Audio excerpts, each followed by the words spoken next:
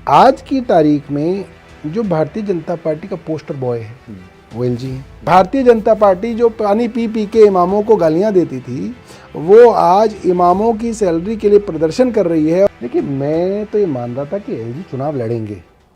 नमस्कार। स्वतंत्र पर आज बात दिल्ली चुनाव पर बात करने के लिए मौजूद है हमारे साथ दिल्ली के कैबिनेट मंत्री सौरभ भारद्वाज जी। सौरभ जी, स्वतंत्र के साथ आपका बहुत बहुत स्वागत है। सौरभ जी, सबसे पहली बात तो यही पूछेंगे, पूरी दिल्ली भी ये जानना चाहती है कि अरविंद केजरीवाल, आम आदमी पार्टी शिक्षा स्वास्थ्य की बात करते करते अपीजमेंट की पॉलिसी में कहाँ से आ गई? पुजारियों को पैसा, ग्रंथियों को पैसा। क्या अरविंद केजरीवाल और आम आदमी पार्टी इस राजनीति के लिए कभी जाने जाते थे? देखिए, आम आदमी पार्टी ने हर उस तबके की मदद शुरू से की जिसकी ज़रूरत उसको लगी कि इनको ज़रूरत है। हमने सबसे पहले जब सत्ता संभाली तो सबसे ज़्यादा ज़रूरत थी पानी और बिजली के बिलों की, क्योंकि उसके खिलाफ हमने आंदोलन भी किया था। सबसे पहले बिजली के अंदर 200 यूनिट फ्री दी, 400 यूनिट आधे राम पे दी, 20,000 लीटर फ्री पानी दिया। फिर कहीं से ये बात आई कि भाई जो बुज़ुर्ग हैं, कई बार उनके बच्चे चाहते हुए भी उनको तीर्थ यात्रा पे नहीं ले जा पाते।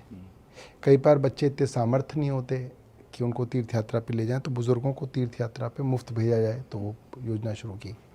फिर कहीं डिस्कशन चला कि अरविंद केजरीवाल जी किसी लड़की से मिले, उससे पूछा कि तुम कहाँ पढ़ने जाती हो, तो उसने बताया कि मेरा उस कॉलेज में एडमिशन हुआ था और वो कॉलेज इतना दूर था कि मैंने कॉलेज में फिर जो है गई नहीं। तो दिमाग में ये बात आई कि हमारे समाज में आज भी ऐसे हालात हैं कि बेटी के लिए ख़ास तौर पे कि अगर उसको पढ़ने भेजना हो या उसको नौकरी पे जाना हो या उसके करियर का कोई मामला हो, ट्रेनिंग पे जाना हो और आने जाने का किराया ज़्यादा लगता हो परिवार को, तो परिवार कहता है कि भाई बेटा तुम घर बैठो। तो उस घर की बेटी को या उस महिला को घर से बाहर निकालना ताकि वो जो है, जो आपके चैनल का नाम है, स्वतंत्र हो सके जी। जो है, अपने पैरों पे खड़े हो सके, उसके लिए एक छोटा सा ये था कि 400 साढ़े 400 करोड़ रुपए की सब्सिडी लगेगी, महिलाओं के लिए जो है बसों में आना जाना फ्री कर दो। और ये एक बहुत छोटी सी चीज़ हुई जिसका बहुत विरोध किया, कांग्रेस और बीजेपी दोनों ने विरोध किया कि साहब आप तो बेवकूफ़ हैं, इसका क्या मतलब बनता है, कैसे फ्री दे देंगे, ये होगा वो होगा। मगर आप सोचिए कि उसके इतने दूरगामी परिणाम मिलते हैं कि आज हमारी सबसे अच्छी और सबसे सक्सेसफुल और फ्लैगशिप स्कीम्स के अंदर महिलाओं की फ्री बस यात्रा है। कोई पॉलिटिकल आदमी भी नहीं समझ पाया, हम भी नहीं समझ पाए कि इसका कितना असर होगा, कोई अर्थशास्त्री नहीं समझ पाया। मगर अगर आप ग्राउंड पे जाओगे और गरीब महिलाओं के बीच में बात करोगे या अमीरों से भी बात करोगे, तो वो अमीर भी कहेंगे कि हमारी मेड बहुत खुश है। मेरे अपने घर की मेड जो आती थी, वो जो है, पैसे की बात नहीं है, वो आने में उसको पौना घंटा से 1 घंटा लगा करता था और घर से जल्दी जाती थी क्योंकि पौना 1 घंटा लगेगा, क्योंकि वो उसी बस का इंतज़ार करती थी जो सीधा हमारे यहाँ से उसके घर तक जाए। तो वो उस बस का इंतज़ार करती थी ताकि 10 रुपये में वहाँ तक पहुँच जाए। फ्री हो गई तो उसके दिमाग से ये चीज़ हट गई। वो कहती है अब यहाँ से यहाँ तक जाती हूँ, यहाँ से यहाँ से 3 बस भी बदल लेती हूँ मैं, और घर, क्योंकि टिकट नहीं लगती। तो इन छोटी छोटी चीज़ों से बड़ा फर्क। अब ये जो खासतौर पे पुजारी सेगमेंट है, देखिए एक चीज़ तो आप समझिए कि वक्फ बोर्ड जो रहा, ये कई राज्यों के अंदर वक्फ बोर्ड है, मेरे हिसाब से 12-14 राज्य हैं जहाँ पे वक्फ की ज़मीनें थी जी। और क्योंकि वक्फ की ज़मीनें थी तो उनके मैनेजमेंट के लिए इंडिपेंडेंट वक्फ बोर्ड बने, ऑटोनॉमस थे मगर सरकार के अधीन थे। तो वहाँ पे क्योंकि वक्फ की प्रॉपर्टीज़ हैं, उससे उनको रेवेन्यू अर्न होता है इन टर्म्स ऑफ लीज और रेंटल इनकम आती है। तो उन्होंने ये ट्रेंड शुरू किया कि भाई जो वक्फ की मस्जिदें हैं, उन मस्जिदों में जो इमाम हैं उनको वक्फ जो है एक मेहनताना देगा, कहीं 10,000 है, कहीं 15,000 है। भारतीय जनता पार्टी के राज्यों में भी है, उत्तर प्रदेश में है, मध्य प्रदेश में है, साउथ में, हरियाणा में तो 15,000 दिया उन्होंने वक्फ बोर्ड को। जो है हरियाणा सरकार ने आदेश के तहत इमामों को इस चुनाव में 15,000 की सैलरी उनकी कर दी। तो ये बात कई बार हमारे बीच में भी आती थी, हमें को भी इस बात पे लगता था कि भाई इमामों को दे रहे हैं तो पुजारियों को क्यों नहीं। अब जो भारतीय जनता पार्टी का जो व्हाट्सएप के ऊपर सक्रिय आदमी है, उसके पास इतना टाइम नहीं है कि वो सोच पाए, गूगल कर पाए कि इमामों को क्यों मिल रही है। तो अगर वो गूगल करेगा तो उसको पता चलेगा इमामों को सिर्फ अरविंद केजरीवाल ही नहीं, तमाम सरकारें दे रही हैं, भारतीय जनता पार्टी की राज्य सरकारें भी दे रही हैं। मगर इस तर्क को मैं दे भी दूंगा तो भी एक सवाल तो खड़ा रहेगा कि भाई चलिए, इनका वक्फ बोर्ड नहीं है तो इनका कुछ बनाया जाए, इनको भी तो दिया जाए। जो काम मस्जिद में इमाम कर रहे हैं वही काम गुरुद्वारे में ग्रंथी कर रहे हैं, और वही काम जो है मंदिरों में पुजारी कर रहे हैं। तो इनके लिए भी कुछ इस तरीके की सरकार का मैकेनिज्म हो कि ये हमारे, मैं कह सकता हूँ कि ये हमारे संस्कृति के प्रहरी हैं, ये हमारे वो लोग हैं जो इस संस्कृति को बचा के रख रहे हैं। अब आप देखिए कि शादी पे क्या होगा, क्या हवन होगा, क्या सामग्री डलेगी, क्या है, ये किसी को नहीं पता। आजकल तो, पहले तो पुराने बुजुर्गों को पता था, अब उनको भी नहीं पता। तो ये पुजारी ही हैं जो इस संस्कृति को, इन पूरे रीति रिवाजों को, सबको इन्होंने संजो के रखा और पीढ़ी दर पीढ़ी जो है इन्होंने इसको पास ऑन किया। लेकिन कहीं ना कहीं आरोप तो फिर भी आरोप तो लगे। देखिए, अरविंद केजरीवाल हों और आरोप ना लगे, उसमें फिर मजा कैसे आएगा? नहीं, लेकिन देखिए, धार्मिक अपीजमेंट का आरोप तो लगेगा कि एक खास वर्ग को आप अब दे रहे हैं एक तरफ, क्योंकि आप मुसलमानों की जो मस्जिदों में दिया जाता है इमाम का, उसका आप कह रहे हैं कि वो वक्फ बोर्ड से पैसा आता है, उसमें सरकार का रोल नहीं होता। सरकार कुछ कंट्रीब्यूशन दे देती है, कंट्रीब्यूशन देती है। लेकिन यहाँ तो सीधे तौर पर सरकार दे रही है ना, यहाँ तो सरकार दे रही है, तो एक वर्ग को आप देंगे, दूसरे वर्ग को आप क्यों नहीं देंगे? अब तो सबको दे रहे हैं। छोड़ दिया आपने। पादरियों की डिमांड आएगी। जनरली मेरा मानना है कि पादरियों के पास कई बड़ी बड़ी चर्चेज जो हैं वो उनको जो है अडॉप्ट कर लेती हैं। मैं जैसे जानता हूं कि नॉर्थ इंडिया की जो चर्चें हैं तमाम, उनमें एक बड़ी चर्च है जो उनको जो है उनका देख लेती है कि उनके यहाँ जो है पादरी हैं, उनको कुछ मिल जाए। अगर उनकी डिमांड आएगी, उनके बारे में भी सोचेंगे, हमारे कोई दुश्मन कोई ना है वो लोग। लेकिन लोग ये कह रहे हैं कि अरविंद के जो आपके चाहने वाले लोग हैं, उनकी चिंता में बता रहा हूँ, वो ये बताते हैं कि अरविंद केजरीवाल अभी तक अपनी पिच पर लाकर बीजेपी को खिलाते थे, लेकिन अब जो धार्मिकता की जो पिच है बीजेपी की, अब वहीं जाकर के अरविंद केजरीवाल मुकाबला कर रहे हैं। नहीं, बिल्कुल भी नहीं। मैं आपको बताऊं, ये जहां तक पिच का सवाल है, पिच को आप परसों के अखबारों से देख सकते हो। परसों के अखबारों में क्या छपा, शायद कल के अखबारों में, जिस दिन हमने अनाउंस की उसके अगले दिन जो अखबार छपे, हिंदी और अंग्रेजी दोनों के। अब उस अखबार की हेडलाइन सुनिए क्या है। उस अखबार की हेडलाइन है, अरविंद केजरीवाल ने अनाउंसमेंट की कि पुजारियों और ग्रंथियों को 18,000 रुपये महीना देंगे। ठीक है। भारतीय जनता पार्टी ने इमामों को सैलरी ना मिलने पर प्रदर्शन किया और सवाल उठाए। भारतीय जनता पार्टी परेशान है कि इमामों को तनख्वाह नहीं मिल रही, और अरविंद केजरीवाल गदा उठा के कह रहे हैं कि मैं पुजारियों को 18,000 रुपए दूंगा। तो पिच तो बदल दी अरविंद केजरीवाल ने, तो पिच ही बदल दी पूरी। आपने सोचा था कि मतलब हमने तो, मांगने के लिए बीजेपी आप सोचिए ना, करेगी। आप सोचिए बीजेपी प्रदर्शन कर रही है और प्रेस कॉन्फ्रेंस कर रही है।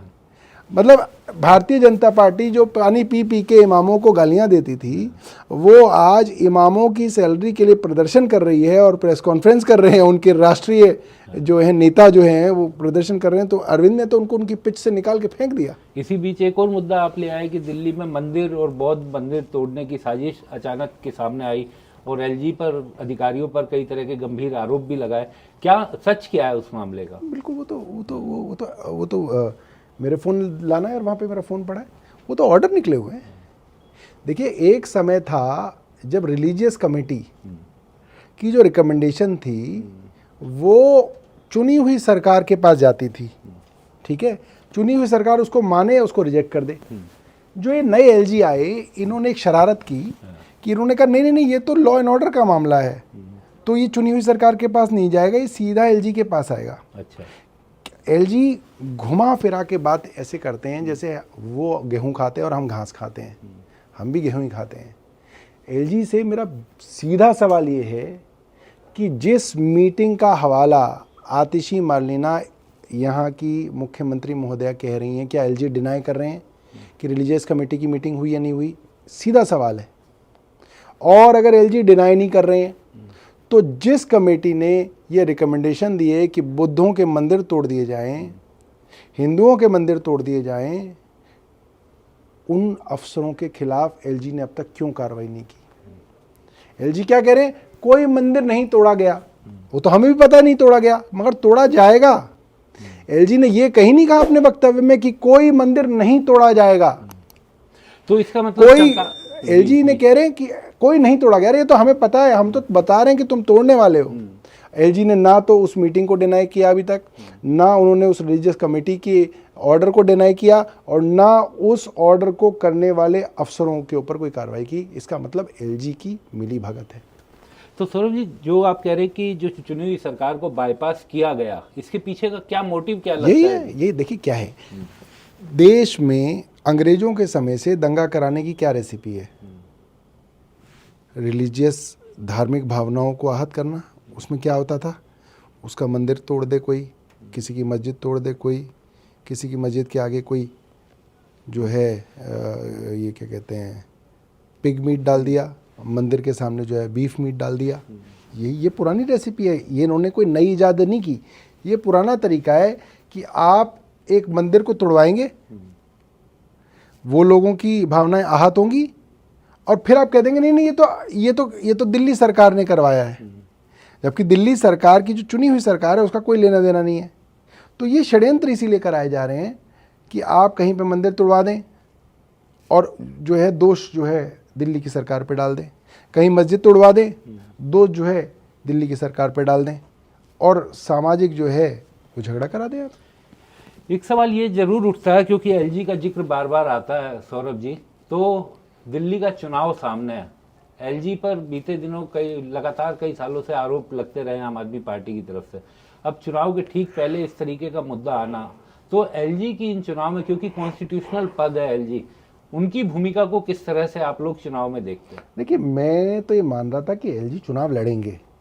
चुनाव लड़ेंगे मुझे तो लग रहा था, क्योंकि मेरे से तो एक बार उनके ऑफिस में ही काफ़ी जो है इस चीज़ पे चर्चा हो गई थी। और उनको मैंने कहा था कि आप लड़ लो चुनाव, क्यों नहीं लड़ रहे हो, चुनाव लड़ लो, डायरेक्ट करो ना, पॉलिटिक्स घुमा फिरा के मत करो, डायरेक्ट आओ, ठीक है। तो क्या कहा था एलजी साहब ने आपके? तो एलजी साहब ने बोला था हाँ मैं हराऊंगा तुम्हें। अच्छा। हाँ, वो लड़ने के लिए तैयार थे। कई अफसर थे वहाँ पे, एक नहीं कई अफसर थे वहाँ पे बैठे हुए। तो हमने तो कहा था कि आप मेरे यहाँ से लड़ लो एलजी साहब, इधर उधर क्यों जा रहे हो, आप ग्रेटर क्लास से आके लड़ लो चुनाव, क्या दिक्कत है आपको।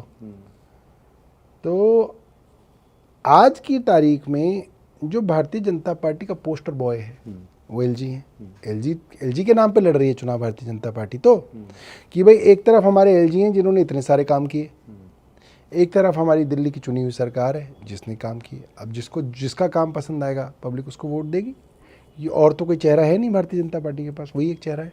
तो क्या एलजी के चेहरे पे आपको लगता है कि अभी तो देश की अभी तक तो सबसे बड़ी पुरानी पार्टी जो है, अभी सबसे पुरानी पार्टी अभी तक तो उन्हीं के नाम पे लड़ा जा रहा है चुनाव। अभी तक तो कोई और चेहरा भारतीय जनता पार्टी सामने ला नहीं पाई है। सौरभ जी, एक सवाल, आपकी 2100 रुपये महिलाओं की जो स्कीम है उसको लेकर जरूर उठता है, क्योंकि 2100 रुपये, आपने 1000 रुपये कहा था कि हम अपनी सरकार में देंगे, फिर कैबिनेट ने अभी पिछले दिनों वो पारित किया। देर हो गई 1000 की घोषणा करने में। और दूसरा ये कि अगर महिलाओं के खाते में 1000 रुपये चले जाते, जानकार लोग ये कह रहे हैं कि चुनाव से पहले अगर उनके खाते में चले जाते तो शायद इस योजना का और ज़्यादा असर लोगों के जहन में पड़ता। आप शायद तकनीकी कारणों से 1000 रुपये शायद चुनाव से पहले ना दे पाए। मुझे लगता है कि सरकार की मंशा है कि सीधा 2100 ही दिए जाए। अच्छा। हालांकि क्योंकि कैबिनेट नोट पुराना था, पुराना प्रपोजल जो गवर्नमेंट में चल रहा था वो यही चल रहा था कि हर महिला को जो 18 साल से ऊपर है और दिल्ली में वोटर है उसको हम 1000 रुपये महीना दें, और उसको हमने कैबिनेट में पास भी कर दिया। मगर फिर ये विचार रहा कि इसको 2100 किया जाए, और इसीलिए ये गारंटी दी गई कि चुनाव में सरकार बनने के बाद जैसे ही सरकार बन जाएगी हम जो है 2100 रुपये महीने जैसे ही सरकार बनेगी बिल्कुल दिया शुरू कर देंगे, बिल्कुल शुरू कर देंगे। राइट। कांग्रेस आप पर आजकल, कांग्रेस अपने आप को रिवाइव करने की कोशिश कर रही है। 2 चुनाव से वो 0 पर है, तो हर पार्टी की इच्छा होती है हम अपने आप को रिवाइव करें। आपकी पार्टी ने जो वोट छीने थे 2013 में, वो बड़ी संख्या में कांग्रेस के ही थे। उसके बाद 2015 में तो कांग्रेस को साफ कर दिया। एक पार्टी अपने आप को रिवाइव करने की कोशिश करती है, आप सीधा आरोप लगा देते हैं कि आप बीजेपी के पैसों पे खेल रहे हैं। कांग्रेस इतने खूबसूरत गणित पे बैठी है कि अगर वो कहे हम अपने आप को 50% रिवाइव कर लेंगे, तो मैं कहूँ 50 नहीं 75% रिवाइव कर लो। तो 0 का 75% 0, तो वो 75% भी रिवाइव होंगे तो भी 0, वो 50% रिवाइव होंगे तो भी 0, वो 100% रिवाइव होंगे तो भी 0। तो कांग्रेस का गणित क्योंकि जीरो पे है, वो कितनी भी रिवाइवल कर ले मल्टीप्लिकेशन में वो जीरो ही रहेगा। संदीप दीक्षित कह रहे हैं कि आप लोगों पे मानहानि का मुकदमा करेंगे 10 करोड़ रुपए का। आप देखिए उनके पास तो खबरों में बने रहने के लिए यही एक दो ही हथकंडे हैं। मैं मानहानि का मुकदमा करूंगा, मैं अरविंद केजरीवाल को रोज़ सुबह उठ के गालियाँ दूंगा। कुल मिला के आप ये बताइए, संदीप दीक्षित कांग्रेस से हैं। कांग्रेस की सबसे बड़ी राजनीतिक प्रतिद्वंदी कौन है? भारतीय जनता पार्टी। आप मुझे बताइए कि पिछले 15 दिन में संदीप दीक्षित ने भारतीय जनता पार्टी पे कितने आरोप लगाए हैं? पर दिल्ली में तो आपसे लड़ेंगे भारतीय जनता पार्टी में नहीं, क्यों? उनसे भी तो लड़ना है, फिर अलायंस कर लो। अगर भारतीय जनता पार्टी के साथ ही लड़ना है तो उनके साथ अलायंस ही कर लो, फिर क्या है? दोनों से लड़ना है उन्हें तो, है ना। मगर भारतीय जनता पार्टी के खिलाफ तो कोई प्रेस कॉन्फ्रेंस नहीं करते, कोई आरोप नहीं लगाते उनके बारे में। तो हाँ, अरविंद केजरीवाल तो इसीलिए साफ दिखता है भारतीय जनता पार्टी कांग्रेस को सिर्फ अपनी एक बी टीम की तरह इस्तेमाल कर रही है। उस तरीके से कांग्रेस का यूज़ किया जा रहा है और मुझे लग रहा है कांग्रेस के अंदर भी कई नेता हैं जो चाहते हैं उनका यूज़ कर लिया जाए इस तरह से, मगर होना जाना कुछ नहीं है। कांग्रेस का वोटर तो बहुत दूर की बात है, कांग्रेस का पोलिंग एजेंट भी ये बात जानता है कि कांग्रेस नहीं जीतेगी। वो ये बात भी जानता है कि कांग्रेस को वोट देने का मतलब बीजेपी को जिताना है। इसलिए कांग्रेस के बूथ पे बैठने वाले लोग भी जो थोड़ी भी समझदारी रखते हैं वो वोट हमें देते हैं, क्योंकि उन्हें पता है कि देखो अगर बीजेपी आ गई तो उनका जीना मुश्किल कर देगी। इतने उपद्रव और इतनी नेगेटिविटी दिल्ली के अंदर आएगी कि किसी भी जो है एक लिबरल माइंडसेट के, किसी भी एक स्वतंत्र माइंडसेट के, एक मॉडरेट माइंडसेट के आदमी के लिए जीना मुश्किल हो जाएगा यहाँ पे। इसलिए कांग्रेसी भी नहीं चाहते, मतलब कांग्रेसी मतलब कांग्रेसी वोटर, कांग्रेसी कार्यकर्ता, कांग्रेसी बूथ एजेंट, वो भी नहीं चाहता कि दिल्ली का एनवायरनमेंट इतना विषैला हो जाए। इसलिए वो भी चाहते हैं कि वोट आम आदमी पार्टी को दे दो, ये बीजेपी को हरा सकते हैं। कांग्रेस की देखो एक कॉन्स्टिट्यूंसी में 2000 वोट आए या 1800 आए, उससे क्या फ़र्क पड़ता है? जमानत जब्त तो जमानत जब्त ही है। सरोज जी, लेकिन तो इस तरह से चल रहा है। कांग्रेस की शिकायत पर आप लोगों के खिलाफ आपके जो चुनावी वायदे हैं हमेशा ही हुआ है, उसमें जांच के आदेश हो गए, पहली बार कोई लेकिन नहीं हुआ है। नगद बढ़ते हुए भी देखा तो उस पर आप लोगों ने बहुत हल्ला मचाया, लेकिन अभी तक कोई एफआईआर या कोई जांच का कोई सवाल सामने आया नहीं है। जब अजय माकन कांग्रेस दिल्ली के अध्यक्ष थे तो ज़्यादातर कंप्लेंट्स जो आम आदमी पार्टी की सरकार के खिलाफ कराई जाती थी वो अजय माकन द्वारा कराई जाती थी। आप बताइए अजय माकन के पास जो है कागज़ कैसे आएंगे सरकारी? अजय माकन को कैसे पता किस फाइल के अंदर क्या है? तो जो एलजी के अधीन अफसर होते थे उनके माध्यम से पहले कागज़ इकट्ठे किए जाते थे, वो अजय माकन या किसी और कांग्रेस के नेता को दिए जाते थे, फिर उस पर कंप्लेंट ड्राफ्ट कराई जाती थी, वो कंप्लेंट वो एलजी को दे के आते थे और फिर उसके ऊपर जांच कराई जाती थी। क्यों? क्योंकि भाई अगर बीजेपी के ही लोग उस कंप्लेंट को करेंगे तो कहेंगे यार तो पूरी मिली भगत है, यही कागज़ दे रहे हैं। तो इस तरीके से अजय माकन ने एक नहीं दर्जनों जो हमारे ऊपर जांच हुई, चाहे विज्ञापन वाली जांच हुई हो, चाहे वो हुई हो जिसके अंदर सीएजी के अंदर हमारी ऑडिट हुई, कितनी ही जितनी जांच हो, ज़्यादातर अधिकतर जांच अजय माकन और कांग्रेस के नेताओं की कंप्लेंट के ऊपर जो है आधारित थी। और अब क्योंकि अजय माकन अब दोबारा सक्रिय हो गए हैं तो Ajay Maken school of politics का एक आदमी दिल्ली कांग्रेस का अध्यक्ष है, इसलिए वो दोबारा उस अपने पुराने जो है पुराने स्ट्रेटजीज़ के ऊपर आ गए हैं कि हम कंप्लेंट करेंगे, उसके ऊपर एलजी और सीबीआई द्वारा जो इंक्वायरी कराई जाएगी। ये बात आपकी बिल्कुल सही है। चुनाव में वादा कौन नहीं करता? चुनावी वादों पे कब जांच हुई है? एक आदमी कैश बांट रहा है, ओपनली कैश बांट रहा है, वीडियो पे पता चल गया कि वो कैश बांट रहा है। महिलाओं की वीडियो बन गई कि उन्होंने बोला कि जी प्रवेश वर्मा ने 1000 रुपये दिए और ये कहा कि भारतीय जनता पार्टी को वोट दो। तो ये तो खुल्लम खुल्ला ब्राइबरी है, ये तो करप्ट प्रैक्टिसेस है। मॉडल कोड ऑफ कंडक्ट या इलेक्शन के दौरान जो कोड ऑफ कंडक्ट है उसमें ये करप्ट प्रैक्टिसेस के अंदर आता है। घोषणा नहीं, देखिए model code of conduct is the model, मतलब वो आदर्श, आपका आदर्श कंडक्ट है वो, मगर कंडक्ट तो आपका वैसे ही होना चाहिए। जैसे कहते हैं ना कि जी मॉडल कोड ऑफ कंडक्ट के अंदर दीवार पे होर्डिंग नहीं लगा सकते, दीवार पे पोस्टर नहीं लगा सकते, वैसे भी नहीं लगा सकते आप। मॉडल कोड ऑफ कंडक्ट कोई नया कंडक्ट नहीं स्थापित करता, वो कहता है कि अब आप आदर्श कंडक्ट पे आ जाओ अपने, जो कि वैसे भी कानून द्वारा जो है आपको आदर्श कंडक्ट में ही रहना चाहिए। मगर क्या होता है मॉडल कोड ऑफ कंडक्ट के दौरान, क्योंकि इलेक्शन कमीशन सक्रिय हो जाता है, तो ये माना जाता है कि अब कोई पॉलिटिकल एग्जीक्यूटिव इस एडमिनिस्ट्रेशन को रन नहीं कर रहा, इसलिए चुनाव आयोग निष्पक्षता से उस कंडक्ट को एनफोर्स कराएगा, लागू कराएगा। एक बस अंतिम सवाल आपसे कि आप लोग क्योंकि बार बार ये कहते हैं कि एलजी काम नहीं करने दे रहे, एलजी फाइलों में अड़ंगा लगा देते हैं, बीजेपी कोशिश नहीं करने देती, तो दिल्ली की जनता भी ये जानना चाहती है सौरभ जी, जब अगली बार अगर आप जीत गए, अगली बार भी अगर आप जीत गए, तो ये अड़ंगे जो आप सोकोल्ड अड़ंगे कहते हैं, ये तो तब भी रहेंगे। तो पब्लिक कैसे मान ले कि आप जो काम इस बार चाहकर नहीं करवा पाए, जैसे महिलाओं को 1000 रुपए आप देना चाहते थे कि इसी सरकार दे दे अपने, लेकिन वो लेट हुआ, तो अगली बार कैसे जनता उम्मीद कर ले कि चुनाव के बाद स्थितियां बदल जाएंगी? देखिए ऐसा है, जनता के पास दो ऑप्शन है। एक भारतीय जनता पार्टी जो कुछ करेगी ही नहीं, जिन्होंने पुलिस का बेड़ा गर्क कर दिया, जिन्होंने दिल्ली के लॉ एंड ऑर्डर का बेड़ा गर्क कर दिया, और दूसरी वो पॉलिटिकल पार्टी आम आदमी पार्टी जो आपके हकों के लिए लड़के भी आपका काम कराएगी।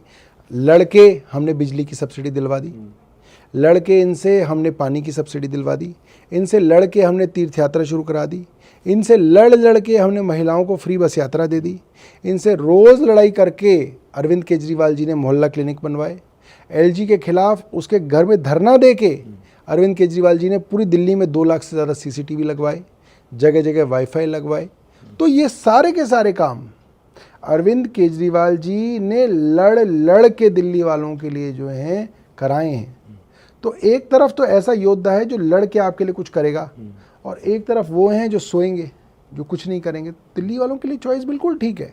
ये सेम बात जो आपने अभी कही, ये सेम बात भारतीय जनता पार्टी 2020 में भी कहती थी, 2015 में भी कहती थी। मगर जो पब्लिक है, पब्लिक कहती है यार ये करा तो रहे हैं हमारे लिए कुछ, ये हमारे हकों के लिए खड़े तो हैं, इन्होंने तो कुछ भी नहीं किया। पूरी पावर आपके पास पुलिस की है, तो भी लॉ एंड ऑर्डर का हाल इतना बुरा है। जगह जगह जो है बड़े बड़े गैंगस्टर सक्रिय हो गए हैं, बिजनेसमैन से जो है फिरौती की कॉल आती हैं, 5-5 करोड़ रुपए देने पड़ रहे हैं, नहीं देते हैं तो गोलियां चल जाती हैं। ओपन जो है दिन दहाड़े मर्डर हो रहे हैं, शूट आउट हो रहे हैं, 20-20 राउंड गोलियां चल रही हैं शोरूमों में। ऐसा कब था दिल्ली में? ये तो भारतीय जनता पार्टी लेके आई है। ये नया कल्चर, ये नए गैंगस्टर्स की जो पूरी की पूरी जो सौगात आई है, तो भारतीय जनता पार्टी लाई है। बहुत बहुत शुक्रिया सौरभ। Thank you. तो इसी तरह चुनाव के दौरान आपको अलग अलग बड़ी हस्तियों से, राजनीतिक हस्तियों से मुलाकात करवाते रहेंगे। देखते रहिए दास स्वतंत्र। हमारे चैनल को कृपया लाइक करें, सब्सक्राइब करें और अपने साथियों से भी जरूर करवाएं। शुक्रिया।